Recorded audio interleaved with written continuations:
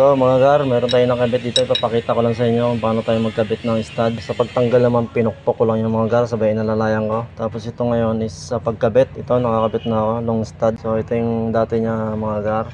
So ayan, maikli, diba? So nagpalit tayo ng long stud dahil maglalagay tayo na to ng spacer. So ayan mga gar, maglalagay tayo ng ganyan. So lahat naman to hindi pa nakakabit.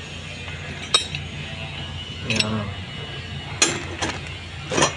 So papakita ko kung paano tayo nagkabit na to. Napakadali lang mga gar. So ito mga gar, lagyan lang natin yan ng langis, ng grasa pala, para madulas yung kanyang paglalagyan niya.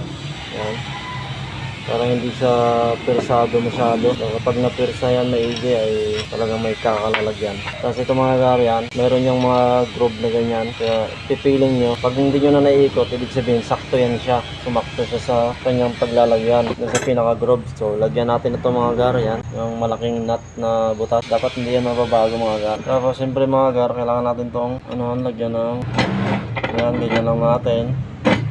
Tapos ito yung ating ratchet. Sa pagpihit na to mga gar, huwag nyo pag masikip siya, huwag nyo pipirsahin kasi umiinit. Kailangan nyo magpahinga lang. Basta kapag medyo matigas, mga nakailang ratchet kayo, papahinga na kayo dahil umiinit yung bolt natin tsaka nut.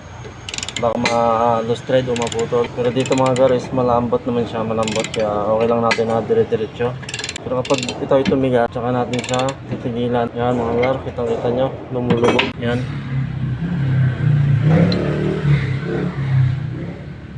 Itong isa medyo malabo, pero lubog na. So pero meron pang nakalabas na kaunti. So yan, ano pa natin, pipirsahin pa natin yan para siya ay lumubog ng gusto at sumakto na talaga. So dahil medyo matigas na mga gar, gagamitan na natin siya ng power handle. Yun.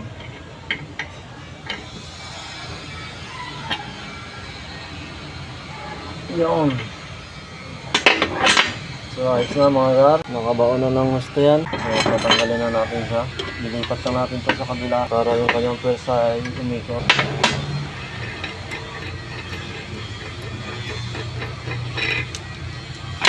Yun, ito na.